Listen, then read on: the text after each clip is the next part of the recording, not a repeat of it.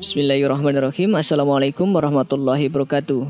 Meski dalam Al-Quran kisah Nabi Yahya tidak banyak diuraikan, namun banyak sekali keistimewaan yang diberikan kepadanya, bahkan sejak dalam masa kanak-kanak. Sebelumnya, tekan tombol subscribe dan nyalakan loncengnya. Bagikan video ini ke teman dan keluarga kalian, karena sebaik-baik kalian adalah orang yang mempelajari Al-Quran, kemudian mengajarkannya kepada orang lain. Satu lagi, simak video ini sampai selesai, biar nggak salah paham.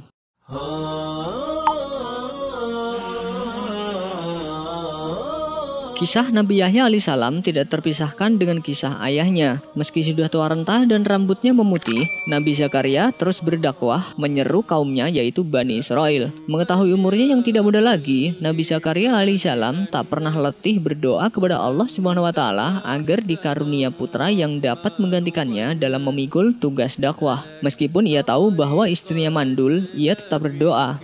Mendengar doanya, Allah lantas mengabulkan sebagaimana firman-Nya. Hai Zakaria, sesungguhnya kami memberi kabar gembira kepadamu akan beroleh seorang anak yang bernama Yahya, yang sebelumnya kami belum pernah menciptakan orang yang serupa dia. Quran Surat Maryam ayat 7. Nabi Yahya alaihissalam dilahirkan 3 bulan lebih awal dari kelahiran Nabi Isa alaihissalam. Dia kemudian dibesarkan dan dididik oleh orang tuanya dengan kebaikan dan ketakwaan. Seperti firman Allah, "Wahai Yahya, ambillah kitab Taurat itu dengan sungguh-sungguh, dan kami berikan kepadanya hikmah selagi ia masih kanak-kanak." Quran Surat Maryam ayat 12. Sejak kecil, Allah Subhanahu wa taala telah memberinya ilmu dan hikmah, dan setelah dewasa, beliau diangkat menjadi nabi. Nabi Yahya alaihissalam terkenal dengan sifatnya yang lemah lembut, penuh kasih sayang, bersih, apik, dan zuhud. Nabi Yahya alaihissalam membaptis umatnya dengan membasuh dosa-dosa dan kesalahan mereka di Sungai Jordan. Bahkan beliau pula yang membaptis Nabi Isa alaihissalam. Dalam Al-Quran juga disebutkan bahwa Nabi Yahya alaihissalam merupakan orang yang tidak sombong dan seorang yang berbakti kepada kedua orang tuanya, dan bukanlah ia orang yang sombong lagi durhaka. Quran Surat Maryam ayat 14. Ketika diberi kebijaksanaan, diberi anugerah melimpah dan berkah, Nabi Yahya alaihissalam bukan menjauh dari manusia. Justru beliau berjalan di tempat rakyat berjalan, menyeru dengan bahasa yang sederhana. Itulah mengapa ia menjadi pemimpin rakyat yang menunjukkan mereka pada gerbang-gerbang keadilan.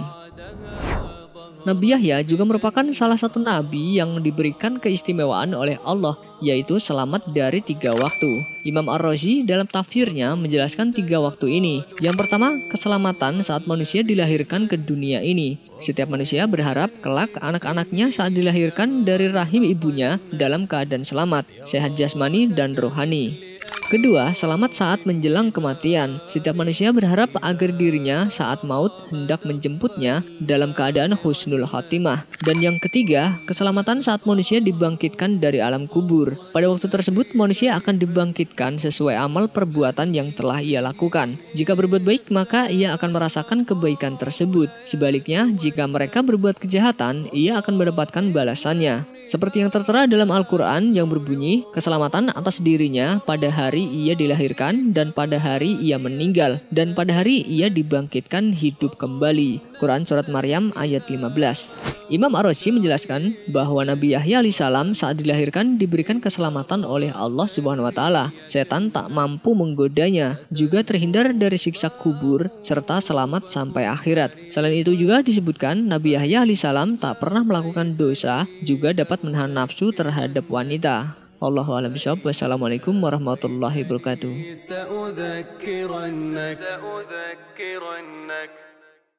Sebelum beranjak dari video ini, mungkin video sebelumnya juga menarik untuk dilihat nih. Sebagai kaum muslim, pasti sudah akrab dengan kisah para nabi. Salah satunya adalah Nabi Lut alaihissalam. Secara silsilah, Nabi Lut alaihissalam merupakan keponakan dari Nabi Ibrahim alaihissalam. Nabi Lut alaihissalam diperintahkan oleh Allah Subhanahu wa taala untuk menetap di sebuah kota yang penuh dengan kemaksiatan yang bernama kota Sodom. Dalam kisahnya, kota itu terkena azab dari Allah sehingga seluruh penghuninya binasa, termasuk istri Nabi Lut alaihissalam itu sendiri. Dalam kisah Nabi Lut alaihissalam, atas perintah Allah Subhanahu wa taala, beliau menetap di Yordania, tepatnya di kota Sadum atau kota Sodom. Diceritakan penduduk kota Sodom memiliki akhlak yang sangat buruk, pencurian, penindasan, perlakuan sewenang-wenangan dan kemaksiatan. Kaum Sodom senantiasa melakukan perbuatan homoseksual dan lesbian. Kedatangan Nabi Lut alaihissalam untuk berdakwah agar mereka melakukan taubat ditolak mentah-mentah. Semakin Nabi Lut alaihissalam menyampaikan dakwah, semakin enggan mereka bertaubat dari kemungkaran. Mereka justru menantang azab yang diancam kepada mereka. Seperti yang tertulis dalam surat Al-Ankabut ayat 29 yang berbunyi, "Apakah sesungguhnya kamu patut mendatangi laki-laki, menyamun dan mengerjakan kemungkaran di tempat-tempat pertemuanmu?" Maka jawaban kaumnya tidak lain hanya mengatakan, "Datangkanlah kepada kami azab Allah jika kamu termasuk orang-orang yang benar." Quran Surat Al-Ankabut ayat 29. Nabi Lut alaihissalam memiliki istri bernama Wali'ah. Sebagaimana banyak dinukil oleh para mufasir, Ibnu Abbas mengatakan bahwa Wali'ah tidak termasuk pelaku LGBT. Salah satu versi sejarah menyebutkan bahwa semula Wali'ah adalah istri yang baik. Ketika Nabi Lut alaihissalam sudah tidak ada harapan lagi untuk penduduk Sodom agar meninggalkan perbuatan kejinya, Nabi Lut alaihissalam memohon kepada Allah Subhanahu wa taala agar mendatangkan azab. Sungguh, azab Allah sangat menakutkan. Allah mengabulkan doa Nabi Lut alaihissalam. Allah mengutus dua malaikat dalam wujud dua pemuda yang sangat tampan untuk mengetuk pintu rumah Nabi Lut alaihissalam. Ketika dibuka pintu itu, Nabi Lut alaihissalam nyaris terperanjat melihat bagaimana ketampanan pemuda-pemuda yang datang ke rumahnya. Dia pun mempersilahkan para tamu itu masuk untuk menjaganya dari masyarakat kaum Sodom yang tidak akan bisa tinggal diam melihat pemuda tampan seperti itu. Nabi Lut alaihissalam sangat takut kalau kedua tamunya ini akan menjadi korban kekejian kaum Sodom, sehingga merasa sempit dadanya. Dan tatkala datang utusan-utusan kami itu kepada Lut, dia merasa susah dan merasa sempit dadanya karena kedatangan mereka. Dan dia berkata, "Ini adalah hari yang amat sulit." Quran Surat Hud ayat 77. Nabi Lut alaihissalam berpesan kepada istrinya, Wali'ah dan anak-anaknya untuk merahasiakan kedatangan dua lelaki tampan tersebut. Sayangnya Wali'ah terpengaruh oleh seorang wanita tua yang menawarkan kekayaan berupa emas dan perak dengan syarat ia harus bersedia memberitahu penduduk Sodom jika ada lelaki tampan yang bertamu ke rumahnya. Iman Wali'ah kalah dengan nafsu dan hasrat akan kekayaan dunia. Ia menerima tawaran wanita tua itu. Ia pun memberitahu kaum Sodom setiap kali ada lelaki tampan yang bertamu pada suaminya. Kaum Sodom pun berdatangan ke rumah Nabi Lut alaihissalam dengan penuh keberingasan. Nabi Lut alaihissalam mencoba mencegah mereka dengan menawarkan untuk menikahi putri-putrinya. Hal itu bagi Nabi Lut alaihissalam lebih ringan daripada mereka berbuat bejat kepada tamunya. Namun mereka tidak berniat sedikit pun kepada putri-putri Nabi Lut alaihissalam. Tiba-tiba tamu Nabi Lut alaihissalam itu berkata untuk membuka pintu rumahnya. "Hai Lut, sesungguhnya kami adalah utusan-utusan Tuhanmu. Sekali-kali mereka tidak akan dapat mengganggu kamu." Nabi Lut alaihissalam pun membuka pintu rumahnya. Kaumnya menyerbu masuk dengan penuh kegilaan menuju ke arah tamu-tamu Nabi Lut alaihissalam itu.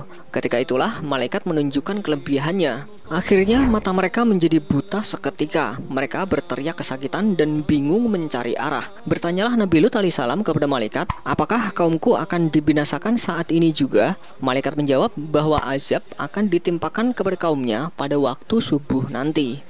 Malaikat memerintahkan Nabi Lut alaihissalam untuk pergi pada akhir malam nanti bersama semua keluarganya, terkecuali istrinya. Istrinya Wali'ah termasuk yang akan diazab karena ia telah berpihak dan turut membantu orang-orang berbuat kerusakan. Kisah ini tertuang dalam Al-Quran Surat Hud ayat 81.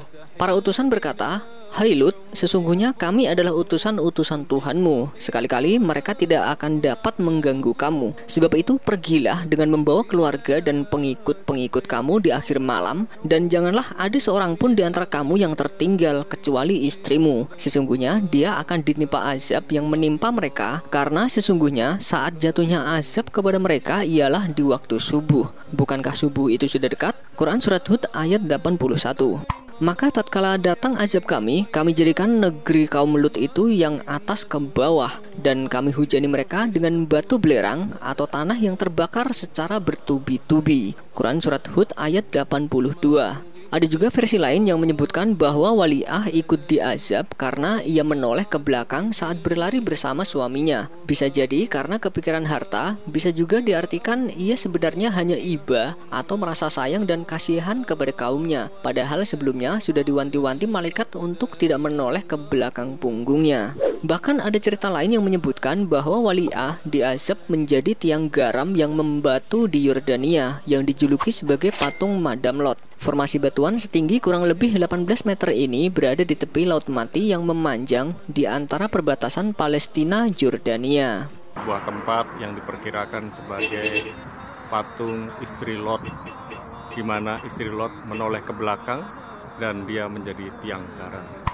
Menurut penelitian yang dipresentasikan dalam American School of Oriental Research, para arkeolog mengatakan bahwa memang ledakan meteor di atas Laut Mati sekitar 3.700 tahun lalu adalah penyebab hancurnya kota Sodom. Ledakan meteor tersebut menewaskan puluhan ribu orang. Diketahui setelah para ilmuwan melakukan penggalian selama 13 tahun di situs purbakala Tal en Hammam yang kini masuk wilayah Yordania, di sana ditemukan situs bebatuan yang berbobot besar. Memang benar di tempat tersebut ditemukan bebatuan, namun belum pasti apakah dugaan patung Madam Lot yang tersebar di masyarakat itu memang jasad istri Nabi Lut alaihissalam yang terkena azab, atau hanya pilar garam yang terbentuk karena aktivitas seismik. Tapi warga setempat menganggap kalau pilar ini untuk mengingatkan kita semua akan azab Allah Subhanahu wa taala. Wallahu a'lam bishawab. Wassalamualaikum warahmatullahi wabarakatuh.